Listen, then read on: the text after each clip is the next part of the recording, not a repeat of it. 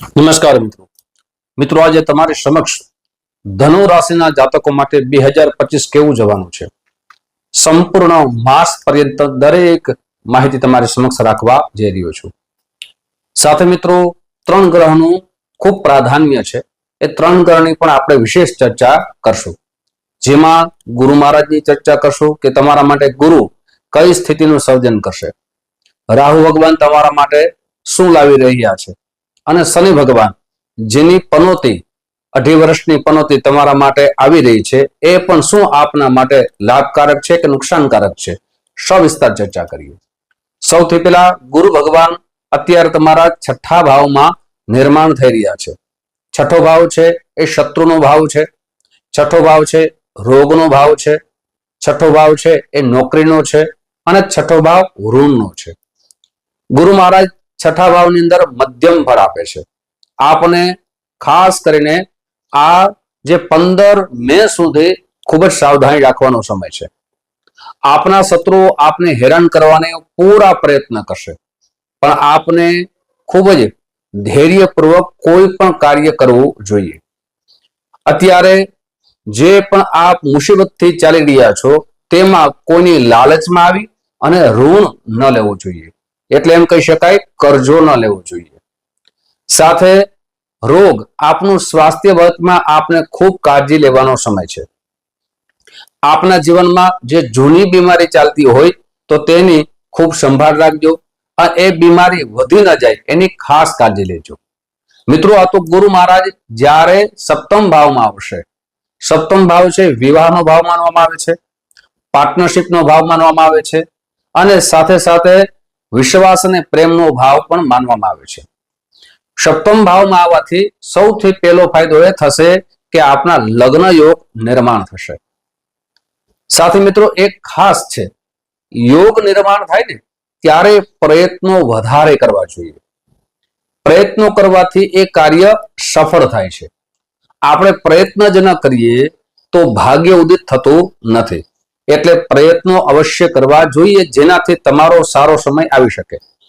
ભાગીદારીમાં બિઝનેસ કરો છો, ભાગીદારીમાં પણ આપને લાભ થવાના 15 મે પછી સુંદર યોગ નિર્માણ થઈ રહ્યા છે. હવે કયા મહિનામાં લાભ થશે એ પણ આગળ ચર્ચા કરશું. પતિ પત્ની વચ્ચે જે વિવાદ થઈ રહ્યા હતા, ઝઘડા થઈ રહ્યા હતા, એકબીજા વચ્ચે નાની નાની બાબતમાં ઝઘડા થતા હતા, તે દૂર થશે. એકબીજાને સમજવાનો ખૂબ જ સારો પ્રયત્ન એ પણ સફળ થશે. સાથે મિત્રો હવે વાત કરીએ આપણે રાહુની. રાહુ આપના 4થા ભાવમાં છે. 4થો ભાવ છે સુખ ભાવ માનવામાં આવે છે. 4થા ભાવની અંદર માતાનું સ્વાસ્થ્ય જોવામાં આવે છે, માતાનો પ્રેમ જોવામાં આવે છે. જે મિલકત તમારા વારસામાં આપને મળવાની છે એમાં ખૂબ વિલંબ થઈ રહ્યું છે, પણ તમારા માટે ખૂબ સારા સમાચાર છે. 19 મે પછી આપણે જે વારસામાં મિલકત મળવાની છે એના ખૂબ સારા યોગ નિર્માણ થઈ રહ્યા છે. માતા તરફથી આપને સુંદર પ્રેમ મળશે. જે માતાથી આપ દૂર જઈ રહ્યા હતા, માતાથી દૂર રહેવાના અવસરો નિર્માણ થઈ રહ્યા હતા, એ હવે પાસ રહેવાના, સેવા કરવાના અવસરો પ્રાપ્ત થશે. પણ 3જા ભાવમાં જે રાહુ ભગવાન છે એ મોટું સાહસ કરતા પહેલા સાવધાની રાખવી ખૂબ જરૂરી છે. પરાક્રમનો ભાઈ છે, આ ભાવ માનવામાં આવે છે. 3જા ભાવમાં રાહુ આવવાથી ભાઈ અને બહેન વચ્ચે વિવાદ ના થાય એની કાળજી લેવાનો સમય છે. સાથે રાહુ ભગવાન છે વહેમ ઉત્પન્ન કરે છે, તો ભાઈ અને બહેન પરિવારમાં કોઈ પણ જાતની કોઈની પણ વાતમાં આવવાનું નથી. એ ખૂબ કાળજી લેશો, જેનાથી આપને સુખ મળી શકે. જે સાહસ કરો એ સાહસમાં સફળતા મળી શકે. હવે વાત કરીએ શનિ ભગવાનની. શનિ ભગવાનની આપને 2.5 વર્ષની પનોતીનો સમય ચાલી રહેવાનો આવવાનું છે. શનિ ભગવાન છે અત્યારે તમારા 3જા ભાવમાં છે, એટલે કે પરાક્રમ ભાવમાં છે, અને 4થા ભાવમાં જે આવશે 1 એપ્રિલથી શનિ ભગવાન આપના માટે ચિંતાકારક બની શકે. પણ આપને અન્યાયથી દૂર રહેશો તો આપને શનિ ભગવાન દંડ નહીં આપે, પણ અન્યાય તરફ વળશો, સાથે અન્યાયના રસ્તા આપ જો લેશો તો આપને શનિ ભગવાન અવશ્ય દંડ આપશે. શનિ ભગવાન ચિંતા કરાવે છે. માતાના સ્વાસ્થ્ય બાબતમાં ચિંતા કરાવશે, મિલકત બાબતમાં ચિંતા કરાવશે, આપ મહેનત કરશો એનું પરિણામ વિલંબથી મળશે. સાથે ચોથા ભાવમાં આવવાથી શનિ ભગવાન જે કહી શકાય દશમ દ્રષ્ટિ કરે છે, તો ત્યાં પણ આપને સાવધાની રાખવી ખૂબ જરૂરી છે. દશમ ભાવ છે એ કાર્યક્ષેત્રનો છે, એટલે આપ નોકરી કરતા હો તો નોકરીમાં આપની પાછળ કોઈ પણ પ્રકારની રાજનીતિ ન થાય એની સાવધાની રાખજો. આપના જે સ્વભાવથી બીજા નારાજ ન થાય, આપનો સંબંધ તૂટી ન જાય, આપના બોસ સાથે આપના સંબંધ તૂટી ન જાય એની કાળજી લેવાનો સમય છે. આપનું સ્થળાંતર પણ કરાવી શકે છે. જે દશમ ભાવ છે શનિ ભગવાનની પનોતીથી આપને જે કાળજી લેવાનો જે સમય કહી શકાય કે આપણે અન્યાય તરફ જવાનું નથી. જે સમાજ માટે ખોટા માણસો છે, જે અન્યાય તરફ ચાલે છે, આવા માણસોથી દૂર રહેવું જોઈએ. આવા માણસોથી સંગત દોષ ન લાગી જાય એની કાળજી લેજો, જેનાથી આપ બચી શકો. સાથે શનિ ભગવાન આપના જીવનની અંદર ખૂબ સારું ફળ પણ આપશે, પણ ક્યારે આપશે? જ્યારે આપનું કર્મ ઉત્તમ બને, આપ કર્મનિષ્ઠ બનો ત્યારે આપને ઉત્તમ ફળ આપશે. સાથે શનિ ભગવાનના શું ઉપાય કરવા જોઈએ એ પણ આગળ ચર્ચા કરશું. મિત્રો, હવે તમારો કયો માસ કેવો જવાનો છે એની વિશેષ ચર્ચા કરીએ તે પહેલા એક નમ્ર પ્રાર્થના છે. મારા નવા મિત્રો આ વિડીયો જોઈ રહ્યા છો, મિત્રો આ વિડીયો તમને ગમે તો જરૂર ને જરૂર લાઈક કરજો, શેર કરજો. સાથે મિત્રો, જે માધ્યમથી આ વિડીયો જોઈ રહ્યા હો, ફેસબુકના માધ્યમથી વિડીયો જોઈ રહ્યા છો તો અમારા પેજને ફોલો કરી લેજો. પહેલી વખત આ યુટ્યુબના માધ્યમથી વિડીયો જોતા હો તો અમારા ચેનલને સબસ્ક્રાઇબ કરી લેજો. સાથે મિત્રો, જે પણ આપણે ચર્ચા કરીએ છીએ ચંદ્ર રાશિના આધારો પર ચર્ચા કરીએ છીએ. તમારા જન્મ ગ્રહો કેવા છે, કઈ સ્થિતિમાં છે એ ખબર નથી, પણ જો આપને આપના જન્મ ગ્રહો જાણવા હોય તો અવશ્ય અહીંયા નંબર આપવામાં આવ્યા છે, આ નંબરમાં કોલ કરી શકો છો. જે જ્યોતિષ જોવાનો સમય છે સવારે 10 વાગ્યાથી લઈ અને બપોરના 1 વાગ્યા સુધી છે, સાંજે 5 વાગ્યાથી લઈ અને રાત્રે 9 વાગ્યા સુધી છે. ઓનલાઈનની વ્યવસ્થા રાખી છે, એપોઇન્ટમેન્ટ લઈ અને મુલાકાત અવશ્ય કરજો.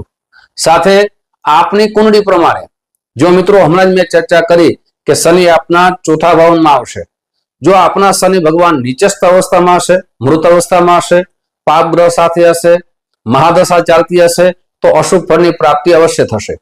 પણ શનિ ભગવાન આપની જન્મ કુંડળીમાં ઉચ્ચ સ્થાનમાં હોય, સ્વરાશિમાં હોય, કેન્દ્ર સ્થાનમાં હોય તો ખૂબ શુભ ફળની પ્રાપ્તિ કરાવે છે. એટલે જન્મ ગ્રહોના જે પણ અશુભ યોગ નિર્માણ થતા હોય તેની શાસ્ત્રોક્ત પૂજા અવશ્ય કરાવવી જોઈએ. અને પછી વર્તમાનના ગ્રહો જે ગોચર કરે છે એમની પણ શાસ્ત્રો અને સરળ ઉપાય અવશ્ય કરવા જોઈએ, જેનાથી આપના જીવનમાં શુભ ફળની પ્રાપ્તિ થઈ શકે. મિત્રો, હવે વાત કરીએ દરેક માસની. તો પ્રથમ માસ છે આપના માટે અભિવૃદ્ધિ કરશે. આપ ધન કમાશો, ધન આપનું સંચય કરી શકશો અને ધંધામાં, બિઝનેસમાં અભિવૃદ્ધિ અવશ્ય કરશો. બીજો માસ છે આપને સાવધાની રાખવાની છે, ચિંતાકારક બની શકશે. આપના વ્યવહારિક દ્રષ્ટિએ સાથે માનસિક દ્રષ્ટિએ મિત્રો સાવધાન એટલા માટે કરીએ છીએ કે આપ નુકસાનથી બચી શકો. સાથે મિત્રો એના ઉપાય પણ અમે બતાવીએ છીએ. આપ કોઈ પણ વ્યવહાર કરો બીજા માસની અંદર, આપના વિશ્વાસો હોય તો એની સાથે જ વ્યવહાર કરવો આપણા માટે હિતાવહ છે. અને આપના પૈસા કોઈ પણ જગ્યાએ બ્લોક ન થઈ જાય, પછી આપના પૈસા કોઈ ચાલ્યા ના જાય એની સાવધાની રાખવાનો બીજો માસ છે. ત્રીજો માસ છે વિદ્યાર્થી બંધુઓ માટે ખાસ છે. વિદ્યાર્થી બંધુઓ માટે આ ત્રીજો માસ સુવર્ણ સમય કહી શકાય. આપ જે મહેનત કરશો એનું પરિણામ આપને અવશ્ય દેખાશે. આપને ત્રીજા માસની અંદર આપના જીવનની અંદર જે પૂર્વમાં મહેનત કરી હતી એનું પરિણામ ચોક્કસ દેખાશે. આપને કોઈ સારા કોલેજમાં, સ્કૂલમાં અથવા વિદેશમાં ભણવાની ઈચ્છા હોય તો એ પણ તમારી જરૂર પૂર્ણ થશે. ચોથો માસ છે એ શત્રુઓ માટે વિજયનો છે. આપની ઉપર કોઈ વ્યક્તિએ કેસ કર્યો હોય ખોટી રીતે, આપને કોઈ શત્રુ હેરાન કરતા હોય તો તેમાં તમને સમાધાનના રસ્તા મળશે. સાથે આપને વિજયની પ્રાપ્તિ થશે. એ ચોથો માસ તમારા માટે ખૂબ સારો જવાનો છે. પાંચમો માસ છે નવા વેપાર માટે ખૂબ સારો જવાનો છે. નવા મિત્રો મળશે, નવા આઈડિયા મળશે અને આપ આગળ વધી શકશો. આપ નોકરી કરો છો તો નોકરીની અંદર પણ જરૂર આપને સફળતા મળી શકે છે. ઘણા બધા મિત્રોને જે નોકરી મળતી નથી એમના માટે પાંચમો માસ સારો જવાનો છે. આપ ઇન્ટરવ્યુ અવશ્ય સારી રીતે દેશો, મહેનત કરશો તો યોગ સારા નિર્માણ થઈ રહ્યા છે. એટલે પાંચમો માસ તમારા માટે સારો જવાનો છે. છઠ્ઠો માસ છે એમાં પણ આપને સાવધાની રાખવાની જરૂર પડી શકે છે. આપને ત્વચાથી લગતી અથવા કોઈ પણ જાતનું નાનું મોટું એક્સિડન્ટ ન થાય એની સાવધાની રાખજો. વાહન ચલાવતી વખતે આપ જેટલી પણ સાવધાની રાખશો તમારા માટે ફાયદાકારક બની શકે છે. સાથે મિત્રો, હર હંમેશા સરકારના નિયમ પ્રમાણે આપણે કોઈ પણ ગાડી ચલાવીએ ને તો એનું હર હંમેશા પરિણામ સારું આવે છે. હવે વાત કરીએ જે સાતમા માસ માટે આપના માટે ભાગ્યોદય બની શકે છે. ભાગ્યની ઉન્નતિ થઈ શકે છે.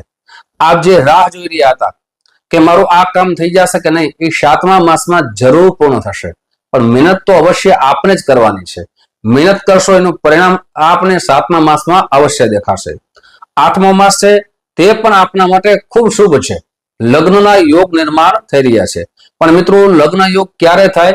જ્યારે આપણે પ્રયત્નશીલ બનીએ અને પ્રયત્ન કરીએ તો યોગ તો નિર્માણ થઈ રહ્યા છે, પણ પ્રયત્ન જ ન કરીએ તો લગ્ન યોગ નિર્માણ થતા નથી. નવમો માસ છે એ નોકરી કરતા વર્ગ માટે ખૂબ સારો છે. સ્થળાંતર થશે, પરિવર્તન થશે, પણ એ પરિવર્તન તમારા માટે શુભદાયક બની શકે છે. આપ જે જગ્યાએ જશો ત્યાં આપણે માન સન્માનની અભિવૃદ્ધિ થશે, યશની કીર્તિ આપણા માટે વધશે. સાથે દસમો માસ છે એ આપને સાવધાનીનો માસ છે. આપ જેટલી સાવધાની રાખશો, નોકરી કરો છો, નોકરીમાં ખૂબ મહેનત કરો છો, પણ એ નોકરીની પાછળ આપની પાછળ કોઈ પણ રીતે રાજનીતિ થઈ જાય છે, એનાથી આપને સાવધાની રાખવી જરૂરી છે. 11મો માસ છે આપણા માટે શુભ બનશે. 11મા માસની અંદર પૂર્વમાં કરેલું જે પણ રોકાણ છે એમનું વળતર આપને ચોક્કસ દેખાશે. અને 12મો માસ છે એ સાવધાનીનો માસ છે. એમ કહી શકાય કે શેર બજારમાં પૈસા રોકતા પહેલા સાવધાની રાખવી જોઈએ. કોઈ નવા વ્યક્તિને પૈસા દેતા આપણે સાવધાની રાખવી જોઈએ. નવા વેપાર માટે પણ આપણે સાવધાની રાખવી જોઈએ. મિત્રો, 12 માસ આપણા કહેવાના જવાના છે એ વિશેષ ચર્ચા કરી છે. હવે આપણે કયા ઉપાય કરવા જોઈએ? સૌથી પહેલા પ્રતિ દિવસ ઓમ પ્રામ પ્રીમ પ્રોમ શઃ શનિશ્ચરાય નમઃ આ મંત્રની અવશ્ય એક માળા કરવી જોઈએ. શનિવારના દિવસે આપને ખાસ કરીને અન્નનું દાન કરવું જોઈએ. મંગળવારના દિવસે હનુમાનજી મહારાજના દર્શન અવશ્ય કરવા જોઈએ. તેલ અવશ્ય અર્પણ કરવું જોઈએ અને 7 પાઠ અવશ્ય કરવા જોઈએ હનુમાન ચાલીસાના. સાથે મિત્રો, આપની જન્મ કુંડળીમાં શનિ ભગવાનની સ્થિતિ સારી ના હોય, જન્મગ્રહો અશુભ હોય તો એના અવશ્ય શાસ્ત્રોક્ત અને સરળ ઉપાય કરવા જોઈએ, જેનાથી શુભ ફળની પ્રાપ્તિ થઈ શકે. મિત્રો, આવી જ રીતે દરેક રાશિઓનું જે બાકી છે એનું રાશિ ભવિષ્ય તમારી સમક્ષ મૂકતો રહીશ. આપ જે પ્રેમ આપો છો એ પ્રેમ બદલ આપ સૌનો હૃદયથી ખૂબ ખૂબ આભાર વ્યક્ત કરું છું. ફરીથી મળશું. જય શ્રી કૃષ્ણ. મહાદેવ.